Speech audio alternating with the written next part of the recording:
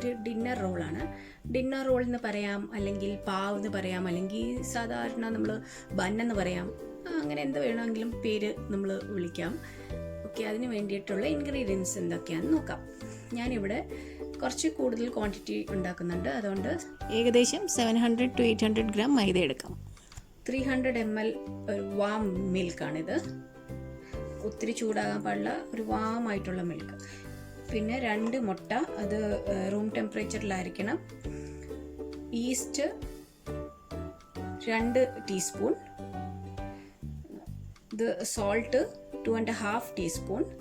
Sugar 5 tablespoon. പിന്നെ 100 gram butter melt ചെയ്തേക്കുന്നതാണ്.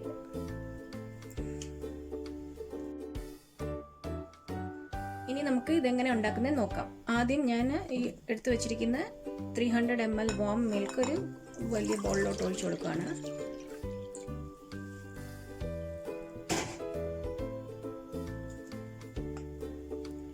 ഇതിലോട്ട് പഞ്ചസാര ചേർത്ത് കൊടുക്കാം. ഇതൊന്ന് മിക്സ് ആക്കാം.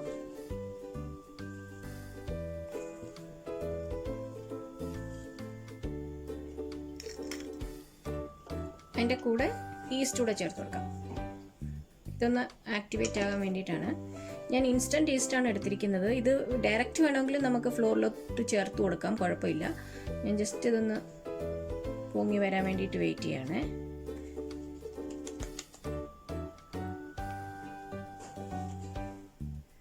ഓക്കെ, ഇപ്പം നമ്മുടെ മിൽക്കും ഈ ഈസ്റ്റ് ആ കൂട്ടൊന്ന് ഈസ്റ്റൊക്കെ ഒന്ന് പൊങ്ങി വന്നിട്ടുണ്ട്. ഇനി ഇത് നമുക്ക് ഈ ഫ്ലോറിലോട്ട് ആഡ് ചെയ്യണം.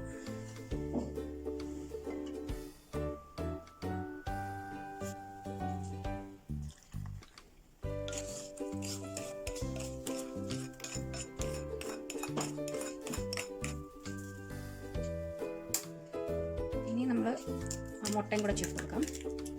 റൂം ടെമ്പറേച്ചർ ആയിരിക്കണം മുട്ടയും പാലും. പാല് കുറച്ച് വാമായിരിക്കണം. ബട്ടറും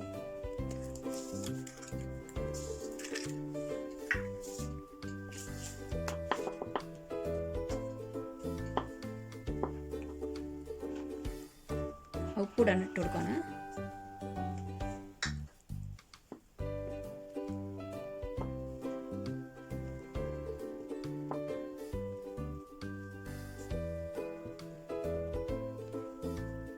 ഇനി ബട്ടറും കൂടെ ചേർത്ത് കൊടുക്കാം.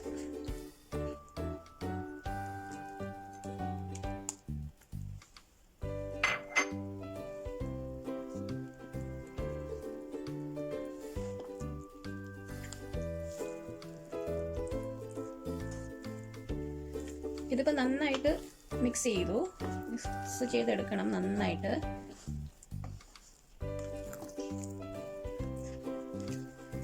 ഇപ്പം നമ്മൾ ഈ ഡോ ഇങ്ങനെ മിക്സ് ചെയ്തെടുക്കുമ്പം കുറച്ച് വെള്ളം കൂടുതലാണെന്ന് തോന്നുവാണെങ്കിൽ ശകലം പൊടി എൻ്റെ മേളിൽ കൂടെ തൂക്കി കൊടുക്കണം. പക്ഷെ ഒത്തിരി കട്ടിക്കാകാൻ പാടില്ല കേട്ടോ. നമ്മൾ പൊറോട്ടയ്ക്കൊക്കെ കുഴച്ച് നന്നായിട്ട് തേച്ച് കുഴച്ചെടുക്കുന്ന പോലെ എടുക്കണം. ഓക്കെ, ഞാൻ ഇതൊന്ന് നമ്മുടെ സ്റ്റാൻഡ് മിക്സറിനകത്ത് ഇട്ടൊന്ന് കുഴച്ചെടുക്കാൻ പോവാണ്, മിക്സ് ചെയ്യാൻ പോവാണ്. നിങ്ങൾക്ക് കൈകൊണ്ട് തന്നെ കൗണ്ടർ ടോപ്പിൽ ഇട്ടിട്ട് നന്നായിട്ട് ഇങ്ങനെ തേച്ച് മിക്സ് ചെയ്ത് എടുക്കണം. കുറച്ച് വെള്ളം ഇങ്ങനെ കൂടുതലാണെന്ന് തോന്നുവാണെങ്കിൽ കുറച്ച് ഫ്ലോർ ഇട്ട് കൊടുക്കാം. പക്ഷേ ഒത്തിരി അങ്ങ് ചപ്പാത്തിയുടെ മാവ് പോലെ അങ്ങ് കട്ടിയാകാൻ പാടില്ല കേട്ടോ. ഇതിന് നമ്മൾ ബ്രെഡ് ഉണ്ടാക്കുന്ന കറക്റ്റ് അങ്ങനെ അളവ് വേണമെന്നൊന്നുമില്ല, എക്സാക്റ്റ് അളവ് വേണമെന്നൊന്നുമില്ല. അപ്പം ഞാൻ ഇതിനകത്തോട്ട് ഇട്ട് കൊടുക്കുകയാണേ, സ്റ്റാൻഡ് മിക്സറിലോട്ട് ഇട്ട് കൊടുക്കുകയാണ്.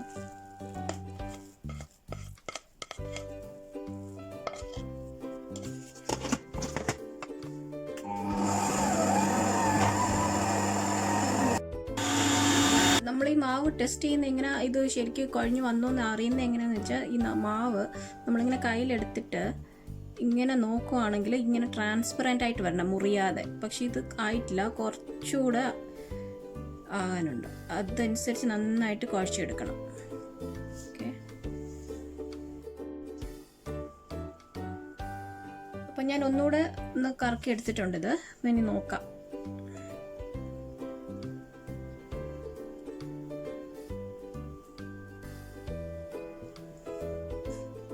ഇതാ ഇപ്പം ശരിയായിട്ടുണ്ട്, ഒരു ട്രാൻസ്പെറൻ്റ് ആയിട്ടുണ്ട്. ഓക്കെ,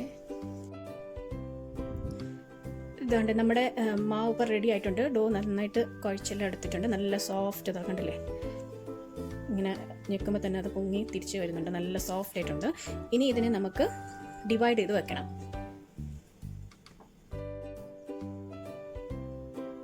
ഇനി നമുക്ക് ഇതിനെ ഇങ്ങനെ ഉരുട്ടിയിട്ട് ഒരു ലോഗ് പോലെ ഇങ്ങനെ ആക്കിയെടുക്കണം. ഇത് നമുക്ക് കറക്റ്റായിട്ടൊരു അളവ് കിട്ടാൻ വേണ്ടിയിട്ടാണ്. നമ്മൾ ഒരു ഏകദേശം ഒരു സെയിം സൈസായിട്ടുള്ള ബൺ ഉണ്ടാക്കാൻ വേണ്ടിയിട്ടാണ് ഇങ്ങനെ ചെയ്യുന്നത്. അല്ലെങ്കിൽ നിങ്ങളുടെ വീട്ടിൽ വെയിങ് സ്കെയിലൊക്കെ ഉണ്ടെങ്കിൽ അതനുസരിച്ച് വെയ് ചെയ്തിട്ട് മുറിച്ചെടുക്കാം.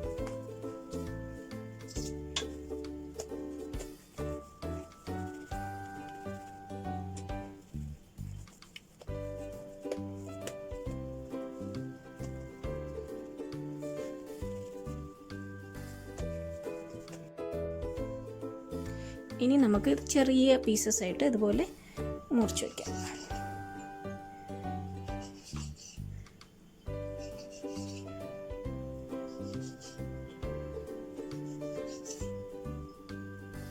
നമുക്ക് ഒരു കാണുമ്പോൾ അറിയാലോ, ഒരു സെയിം സൈസ് പോലെ, അതനുസരിച്ച് അങ്ങ് മുറിച്ചാൽ മതി. അപ്പോൾ ഞാൻ എല്ലാം ഇങ്ങനെ ചെറിയ പീസസ് ആയിട്ട് മുറിച്ച് വെച്ചിട്ടുണ്ട്. ഇനി നമുക്ക് ഇതൊന്ന് ബോൾ ഇതുപോലെ അതിൻ്റെ ഷേപ്പ് കൊടുക്കണം. അതിന് ഇതൊന്ന് ഈ ഓരോന്നും ഇങ്ങനെ പരത്തിയെടുക്കുക ചെറുതായിട്ട്. എന്നിട്ട് ഈ സൈഡെല്ലാം ആദ്യമേ ഫോൾഡ് ചെയ്യുക ഇങ്ങനെ, എന്നിട്ട് ഇങ്ങനെ ആക്കുക.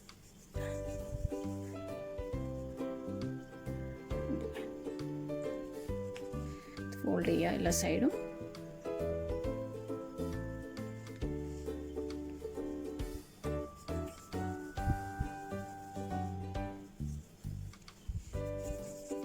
ഇതുപോലെ എല്ലാ പീസസും ഇതുപോലെ ആക്കിയെടുക്കാം.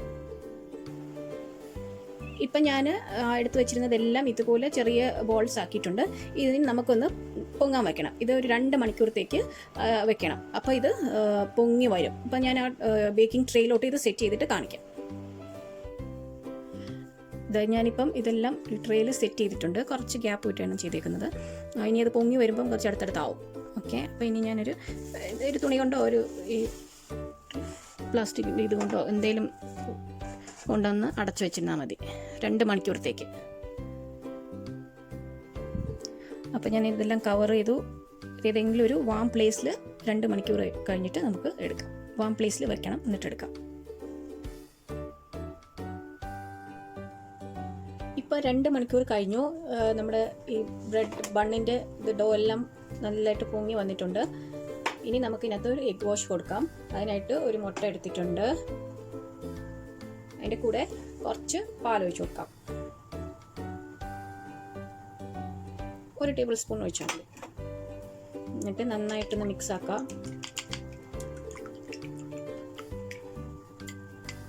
എന്നിട്ട് ഇതെല്ലാം ഇതിൻ്റെ മുകളിലോട്ട് ഇങ്ങനെ ഒന്ന് സ്പ്രെഡ് ചെയ്ത് കൊടുക്കാം.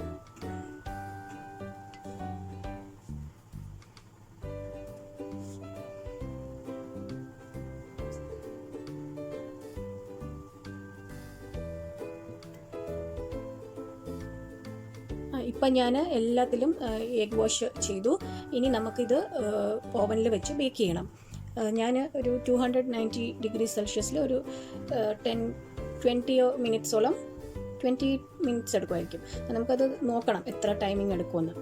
ഓരോരുത്തരുടെയും ഓവൻ്റെ ഇതനുസരിച്ചായിരിക്കും ചിലപ്പോൾ ടൈം അങ്ങോട്ടും ഇങ്ങോട്ടുമൊക്കെ വ്യത്യാസം വരും. അപ്പം നോക്കി ബണ്ണ് ഒരു മേളിലൊരു ഗോൾഡൻ കളർ ആകുമ്പോൾ നമുക്ക് എടുക്കണം. അപ്പം ഞാൻ ഓൾറെഡി ഓവൻ പ്രീ ഹീറ്റ് ചെയ്യാൻ വെച്ചിട്ടുണ്ടായിരുന്നു ഒരു 10 മിനിറ്റ്സ് മുന്നേ. അപ്പം നമുക്കിനി ബേക്ക് ചെയ്ത് എടുത്തതിന് ശേഷം ഞാൻ കാണിക്കാം. ടൈം ഞാൻ പറയാം എത്ര മിനിറ്റ് എടുത്തുന്ന്. നമ്മുടെ ബണ്ണൊക്കെ ഇപ്പം ബേക്കായിട്ട് വന്നിട്ടുണ്ട്. നല്ല ഭംഗിയുണ്ട് കാണാനും. നല്ല ഗോൾഡൻ കളറിൽ അടിപൊളിയായിട്ട് ബേക്കായി വന്നിട്ടുണ്ട്. ഇനിയിപ്പം നമ്മൾ ഈ ട്രെയിൽ നിന്ന് മാറ്റി വയർ റാക്കിലോട്ട് ഇത് തണുക്കാൻ വേണ്ടിയിട്ട് വെക്കണം. അതിൻ്റെ മുകളിലോട്ട് കുറച്ച് ബട്ടറും കൂടെ തൂക്കി കൊടുക്കാം. ഞാനിതിനകത്ത് കുറച്ച് ബട്ടർ ഇങ്ങനെ ഒന്ന് പരട്ടി കൊടുക്കുവാണേ. കുറച്ചുകൂടെ നല്ല സോഫ്റ്റ്നെസ് കിട്ടും അന്നേരം. ഇതിനകത്ത് ഞാൻ ഈ സൈസിൽ 24 എണ്ണം കിട്ടിയിട്ടുണ്ട് എനിക്ക് ബണ്ണ്. ഈ ഇത്ര അളവിൽ ഒരു 700 ഗ്രാം ഫ്ലോറിൽ നിന്ന് ഇത്രയും 24 ചെറിയ ഈ സൈസിലേക്ക് കിട്ടിയിട്ടുണ്ട്. പിന്നെ എനിക്ക് കുറച്ചും കൂടെ ബാക്കിയുണ്ട്. അത് ഞാൻ കുറച്ച് വലുതായിട്ട് വലിയ ബണ്ണ് ഉണ്ടാക്കാൻ വേണ്ടിയിട്ട് അതും കൂടെ കാണിക്കാം.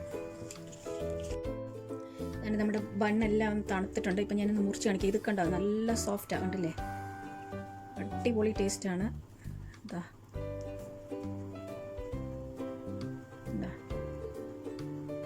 നല്ല സൂപ്പർ സോഫ്റ്റാണ്. നമ്മൾ കടയിലൊന്നും പോകണ്ടാനി ബണ്ണൊക്കെ വാങ്ങിക്കാനായിട്ട്, പാവ് വാങ്ങിക്കാനും ബണ്ണ് വാങ്ങിക്കാനൊന്നും കടയിൽ പോകണ്ട. നമ്മൾ വീട്ടിൽ തന്നെ ഒരു പ്രിസർവേറ്റീവ്സ് ഒന്നും ചേർക്കാതെ ഉണ്ടാക്കിയെടുത്തിട്ടുണ്ട്. ഇതാ, നിങ്ങളെല്ലാവരും ഇത് വീട്ടിൽ ട്രൈ ചെയ്യണം. ഞാൻ മറ്റേ സെറ്റും എടുത്തിട്ട് കാണിക്കാം. ഇപ്പം ഞാൻ അടുത്തതും ഇങ്ങനെ എഗ് വാഷൊക്കെ ചെയ്തിട്ട് വെച്ചിട്ടുണ്ട്. ഇതിനകത്ത് ഇപ്പം ഇതിപ്പോൾ ഒരു 10 എണ്ണം കിട്ടിയിട്ടുണ്ട്. കുറച്ച് വലിയ സൈസാണ്. അപ്പോൾ മറ്റേത് 24 എണ്ണം ഉണ്ടായിരുന്നു, ചെറിയ സൈസ്. ഇത് 10 എണ്ണം ഉണ്ട്. അപ്പോൾ ഇതിൻ്റെ മുകളിൽ ഞാൻ കുറച്ച് എള്ളു കൂടെ ഇട്ട് കൊടുക്കുകയാണ്, വൈറ്റ് സിസമി സീഡ്സ്.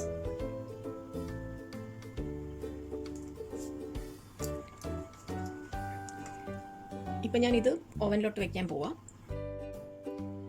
290 ഡിഗ്രി സെൽഷ്യസിൽ ഒരു 15 മിനിറ്റ്സോളം നോക്കാം. അപ്പോൾ ഇതും ഞാൻ അടുത്ത സെറ്റും ആക്കി എടുത്തിട്ടുണ്ട്. ബണ്ണെല്ലാം നന്നായിട്ട് വന്നു. ഇനി ഇതിനകത്തും കുറച്ച് ബട്ടർ തൂത്ത് കൊടുക്കുകയാണ്. ഇത് നമുക്കൊന്ന് തണുക്കാനായിട്ട് വയറാക്കിലോട്ട് മാറ്റാം.